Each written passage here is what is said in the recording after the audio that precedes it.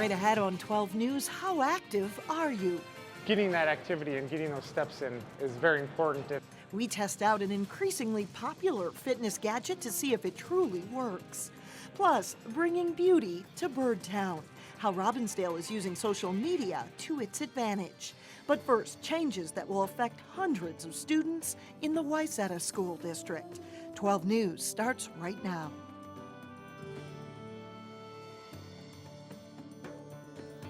Hello and thanks for joining us. I'm Alexandra Renslow. And I'm Mike Johnson. A growing school district and all-day kindergarten have some Wayzata schools bursting at the seams. And that is prompting the school district to make boundary changes to make more room.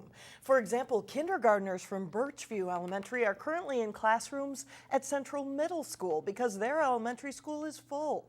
The school district and a parent-led committee are currently proposing new boundary changes to even out the population in the elementary and middle schools. An 8th elementary school is also being built in the district. If approved, the proposed boundary changes would affect about 1,200 students who would go to different schools starting in the 2016-2017 school year. It's very hard, and nobody takes lightly transitioning children.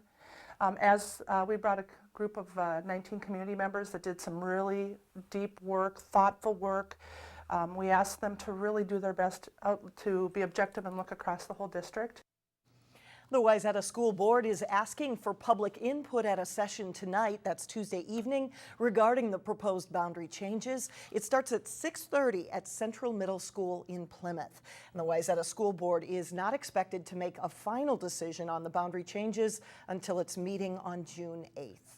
A convicted felon may face more time in prison after he was arrested in Brooklyn Center over the weekend. According to the criminal complaint, Dylan Hinkmeyer was a passenger in a car that was pulled over for an illegal turn on eastbound 694. The complaint says police found a shotgun and ammunition on the passenger side floor of the car. Hinkmeyer previously served time for assault and is prohibited from possessing a firearm. If convicted, the minimum sentence is 5 years in prison. Repairs at the Crystal Airport need to be made after police say a drunken driver smashed through a gate. The crash happened early Tuesday morning at 63rd and Zane Avenue on the north end of the airport. According to the police report, the 37-year-old female driver was so intoxicated she could barely stand up. A preliminary breath test showed she had a blood alcohol content of 0.36. That's more than 4 times the legal limit. Brooklyn Center will begin its search for a new police chief. The city is working with a recruitment firm, and tonight will gather input from council members on what qualities they want to see in a new chief. The city's current chief, Kevin Benner, is retiring August 1st. Benner is credited with helping the city to reduce crime to the lowest levels since the turn of the century. Meantime, the Brooklyn Park Police Department welcomed 3 new faces to its force. Nicole Matthewman, Ryan Smith, and Andrew Jacobs took the oath and were sworn in after 6 weeks of police academy training.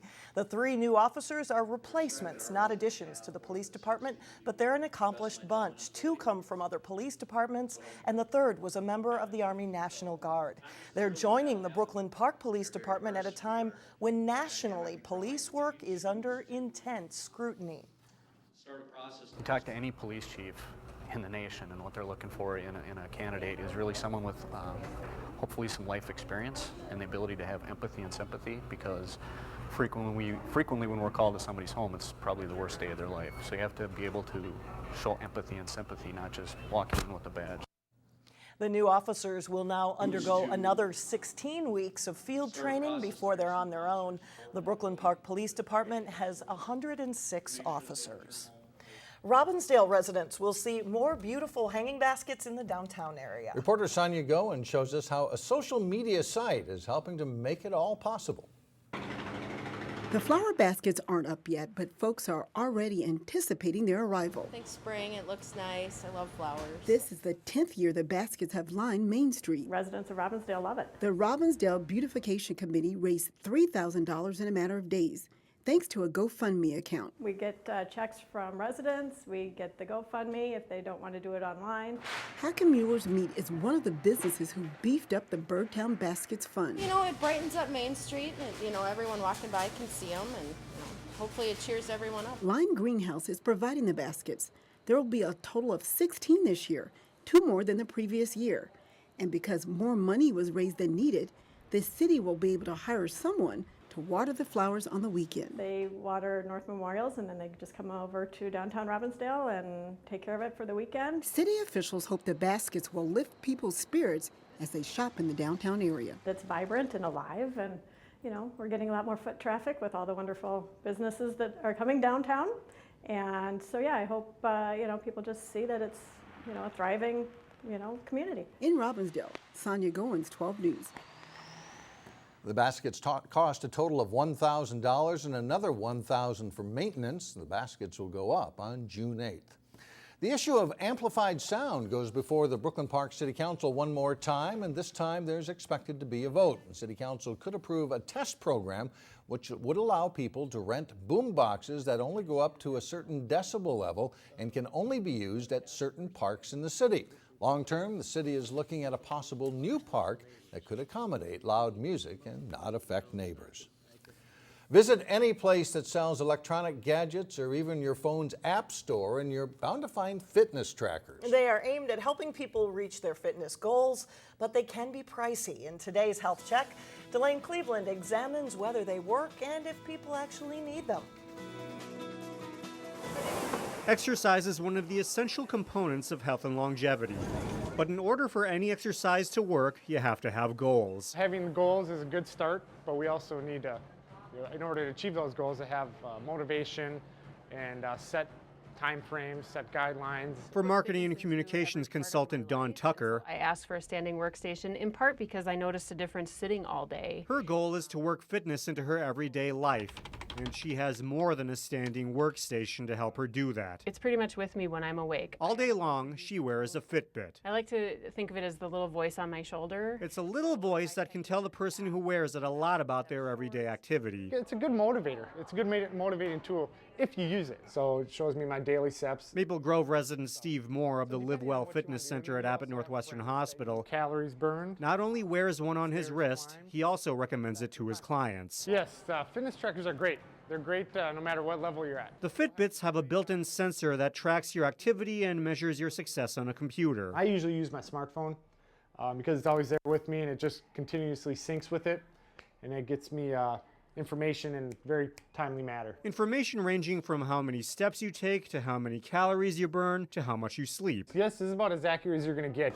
Like any piece of exercise equipment, though, you have to have motivation in order for it to work like it's intended. For Dawn, that hasn't been an issue. It helped me just take that extra nudge, I guess, to sort of push the fitness if I wasn't maybe living up to my goals or quite reaching them. It gives me that little extra nudge. For Health Check, Delane Cleveland, 12 News. A Fitbit fitness tracker can cost anywhere between $60 to $250. Experts say before buying one, it's best to work with a health coach to identify what would motivate you to be active and to set goals. Well, in the weather department, being normal is not such a bad thing. Unfortunately, the amount of precipitation hasn't been normal for quite some time. That is until now. For the first time since last June, we'll likely exceed above average monthly precipitation totals. We've had more than an inch of rain since Sunday. With more rain expected later this week, the chances are good of surpassing average rainfall totals for the month of May. The recent moisture has also helped put a dent in the moderate drought. In fact, the National Weather Service says conditions in the Twin Cities are no longer drought-like, but rather abnormally dry. Coming up, delivering joy out of ultimate sadness. We'll show you the unique way a Brooklyn Center family is carrying on the memory of their 5-year-old daughter. And then a little bit later in sports, the Wayzata Synchronized Swimming dynasty continues at the state meet. But first, a big change in the weather. It will warm up fast Wednesday, temperatures reaching the 80s.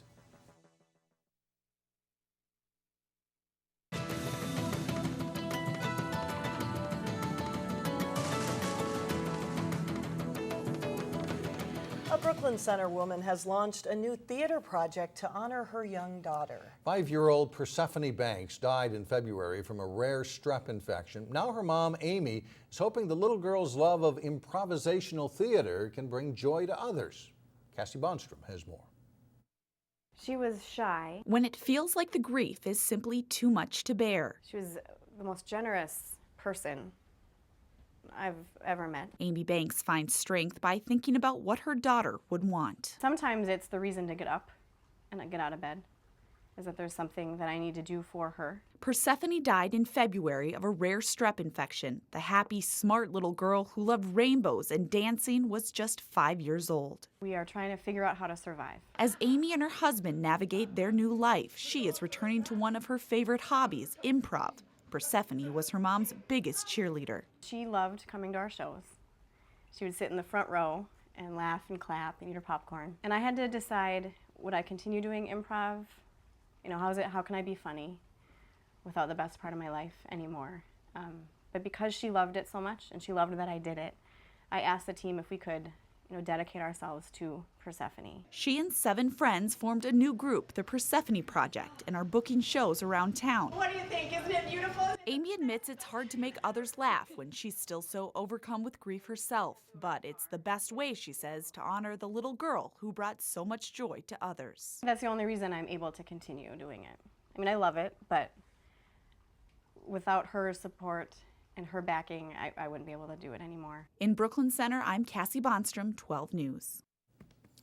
The group is performing at an upcoming fundraiser in Persephonee's honor. The Brave New Workshop Comedy Theater is hosting the event, hoping to raise at least $5,000 for the Ronald McDonald House, an organization that helped the Banks out during their tragedy. So, very interesting. Coming up, a new way to get a kick out of golf. But first in sports, defending Section 6 baseball champion Armstrong survives a close one in their playoff opener. John Jacobson has that and more when we come back. Time for baseball playoffs, but kind of hard to get them in around this rain. Maybe later this week. Right, yeah. Rain wiped out pretty much everything today, but the games will go on. Rain did postpone several games today, Tuesday. Defending Section 6 3A baseball champion Armstrong will host a game Wednesday. The Falcons advanced to the tournament's third round after defeating 7th-seeded Richfield in the second round. Jordan Kuznia got the start for the Falcons against the Spartans, and he was sharp, striking out John Amundsen to start the game. Second inning, Kuznia will get Patrick Voigt looking. He strikes out 6 batters in the game's first 3 innings. Armstrong has a scoring chance in the third inning. They got a runner at third base, 2 outs, where Richfield second baseman Matt McGinn makes a nice running catch in short right field, ending the inning. The game is still scoreless. Falcons finally come through in the bottom of the fourth. Jarek Kuznia with a fly ball to center field. Deep enough, it's caught, but Alex Proctor is able to tag up and score, and it's 1-0 Armstrong. And it stays that way with good pitching and solid defense. Ricky Reed to Chell Hokinson to Jack McDonough, 6-4-3 double plays. Armstrong goes on to beat Richfield 1-0. The games are pushed back one day. In winner's bracket play on Wednesday, Wayzata will host Minneapolis Southwest, while Armstrong faces 6th-seeded Hopkins. Cooper is still alive in the loser's bracket of the double elimination tournament. Play then continues Thursday at high seeds before moving to Siebert Field in Minneapolis next week. In addition to Section 6 3A baseball, games were postponed one day to Wednesday in Section 6 3A softball, with games involving Wayzata, Hopkins, and Medill St. Margaret's. Same goes for Section 5 3A softball, with Maple Grove, Rogers, and Park Center all having games moved back one day. And in Section 4A softball, West Lutheran plays New Life Academy now Wednesday at 3 o'clock at the University of Northwestern St. Paul in Roseville. Wayzata is the top-seeded baseball team in Section 6, and the Trojans also had a close battle as they hosted the Cooper Hawks. Highlights from this one, top of the second inning. Cooper's Andrew Lee drives it to left center where it falls despite a good diving try out there. Garrett Janur scores, and it's 1-0 Cooper. After stranding 5 runners in the first 2 innings, Wayzata gets on the board in the third. Griffin Schneider tags it to deep left field. Clayton Bodine scores, and it's tied 1-1. Next batter, Michael Bolke hits a hot smash that takes a bad hop past the third baseman. Schneider comes in to make it 2-1 Trojans through 3 innings.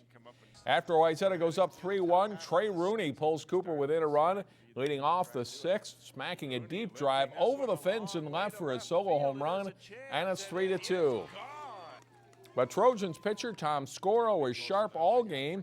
He gets a strikeout to end it with a 3-2 win for Wayzata. Section 5-3A has produced some close games and interesting results so far. On Memorial Day, top-seeded Mounds View beat Centennial 7-6, while Maple Grove topped Coon Rapids 1-0 in 11 innings. Charlie Horton pitched 9 innings for the Crimson, with Jordan Albers driving in the game's only run.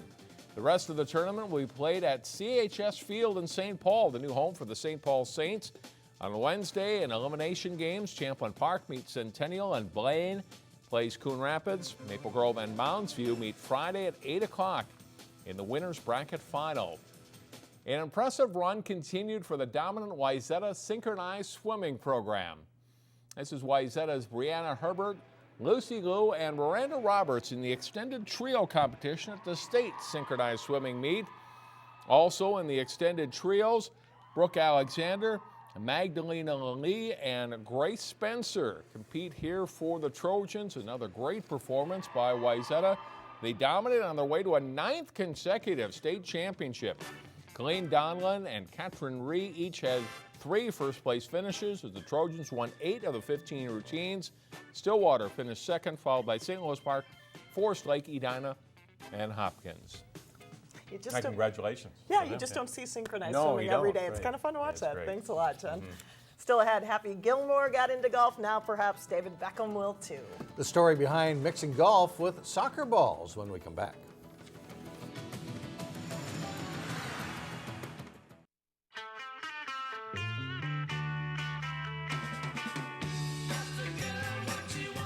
And finally, something Jack Nicklaus probably never could have imagined. Golfers will be commingled with soccer balls this weekend at Brookland Golf Club in Brooklyn Park. The public facility is celebrating its new 9-hole foot golf course. Foot golf blends soccer with golf rules, and the goal is to kick the ball into 21-inch diameter cups. And if it sounds strange, foot golf is actually one of the fastest growing sports in Europe. On Saturday, everyone is invited to try it out between 1 and 4 p.m. at the Brooklyn Golf Park. It looks like fun. I know there's no water at the Brooklyn Golf Park, no, water hazards. Right. But if there was, I could still find it probably with a just ball. kicking in there, right? And I don't know how you bring others with you. It's so big, but yeah, that looks like fun. That's it for now. Thanks for joining us, everyone. We'll see you back here tomorrow. Community Corner is coming up next.